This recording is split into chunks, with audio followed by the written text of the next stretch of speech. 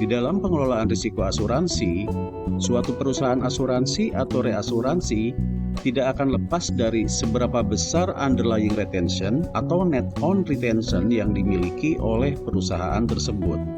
Yang dimaksud dengan underlying retention di sini adalah kemampuan perusahaan asuransi atau reasuransi untuk menahan risiko sendiri tanpa adanya dukungan reasuransi. Penetapan underlying retention yang optimal menjadi penting bagi perusahaan asuransi dan reasuransi dengan tujuan yang pertama, agar perusahaan terhindar dari pembayaran premi reasuransi yang tidak diperlukan untuk proporsi retensi tersebut.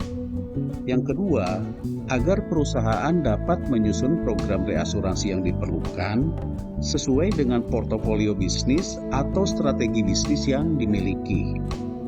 Yang ketiga, perusahaan memiliki opsi untuk mempertahankan polis yang paling menguntungkan atau komponen yang berisiko paling rendah, serta mengasuransikan kembali untuk polis yang berisiko lebih tinggi.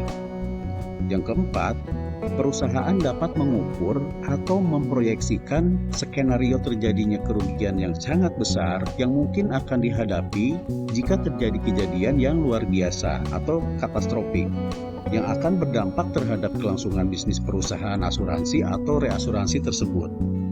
Penetapan batas underlying retention yang terlalu rendah akan mengurangi keuntungan perusahaan karena biaya memindahkan risiko menjadi lebih mahal, seperti loss allowance atau premi asuransi dan biaya akuisisi apabila dibandingkan dengan besarnya biaya kerugian.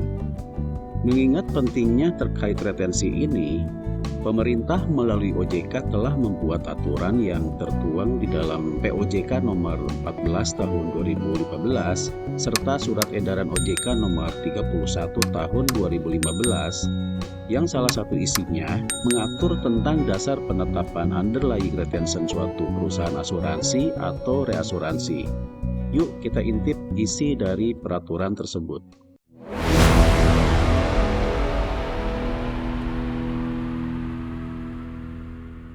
Di dalam POJK nomor 14 tahun 2015 dan SEOJK nomor 31 tahun 2015 disebutkan bahwa penetapan underlying retention atau retensi merupakan hal yang wajib dilakukan oleh perusahaan asuransi atau reasuransi.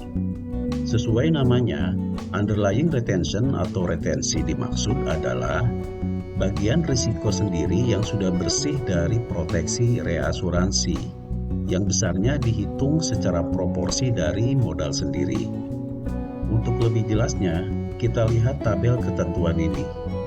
Dari tabel ini, dapat kita lihat bahwa retensi minimum harus ditetapkan untuk setiap lini usaha atau class of business, seperti asuransi kebakaran, marine cargo, marine hull, asuransi kendaraan bermotor, dan lain-lain, yang besarannya sesuai dengan modal setor perusahaan dikalikan persentase yang telah ditetapkan, serta tentunya memenuhi persyaratan minimumnya, yang mana yang lebih besar. Sebagai contoh, untuk lini usaha asuransi harta benda atau asuransi kebakaran, jika modal disetor 400 miliar, untuk kategori low medium risk, minimum retensinya sebesar 6 miliar rupiah. Sedangkan untuk kategori high risk, minimum retensinya sebesar 1 miliar 800 juta rupiah dan untuk maksimum retensinya sebesar 40 miliar rupiah. Contoh yang kedua, jika modal disetor 600 miliar rupiah, untuk kategori low medium risk, minimum retensinya bukan 6 miliar 750 juta rupiah sesuai perkalian persentase yang telah ditetapkan, namun harus mengikuti ketentuan minimum yaitu sebesar 7 miliar 500 juta rupiah. Sedangkan untuk kategori high risk, minimum retensinya sebesar 2 miliar 250 juta rupiah dan untuk maksimum retensinya sebesar 60 miliar rupiah. Contoh yang ketiga, jika modal setornya 2 triliun rupiah, untuk kategori low medium risk, minimum retensinya sebesar 15 miliar rupiah. Sementara untuk kategori high risk, minimum retensinya sebesar 4 miliar 500 juta rupiah. Dan untuk maksimumnya sebesar 200 miliar rupiah. Contoh yang keempat, bagaimana kalau modal setornya 10 triliun? Maka minimum retensinya tetap sama seperti modal setor 2 triliun rupiah, baik untuk kategori low medium risk maupun kategori high risk. Namun untuk maksimum retensinya naik menjadi 1 triliun rupiah. Untuk lini usaha lainnya, cara perhitungannya sama seperti lini usaha asuransi harta benda atau kebakaran tadi, namun yang membedakan tidak adanya pembagian kategori high risk atau low risk. Kemudian, perhitungan minimum retensi perusahaan asuransi atau reasuransi syariah pada dasarnya ada kesamaan dengan asuransi konvensional tadi dalam hal pengelompokan berdasarkan lini usaha dan besarnya modal disetor. Yang membedakannya adalah dalam hal perhitungan minimum retensi tadi ada komponen tabaru selain modal disetor tadi. Contoh perhitungannya seperti ini. Jika dana tabaru perusahaan 100 miliar rupiah, maka tingkat retensi minimum sebesar 1,5% dikali 100 miliar rupiah.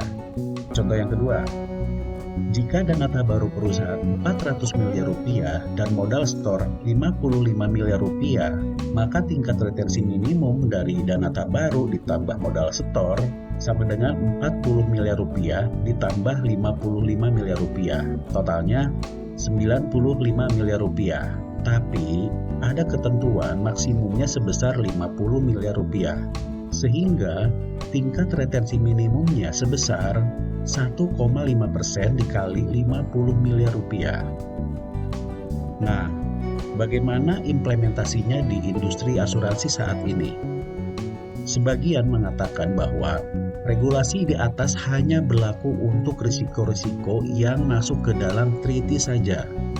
Akibat adanya pemahaman seperti ini, perusahaan asuransi menetapkan retensi lebih kecil lagi dari batas minimum yang telah ditetapkan dan menempatkan risikonya secara fakultatif karena dianggap akan mendapatkan banyak keuntungan dari selisih harga dan komisi yang diperoleh dari reasuransi. Jika kita teliti lebih lanjut, di ketentuan OJK tersebut mengatakan bahwa perusahaan asuransi harus memiliki retensi minimum sendiri untuk setiap risiko, bukan untuk setiap risiko yang ada program reasuransinya atau treaty-nya. Artinya, ketentuan minimum retensi ini berlaku juga untuk lini usaha yang tidak atau belum memiliki program reasuransinya. Bagaimana menurut pendapat teman-teman? Silahkan berikan komentar. Sampai jumpa.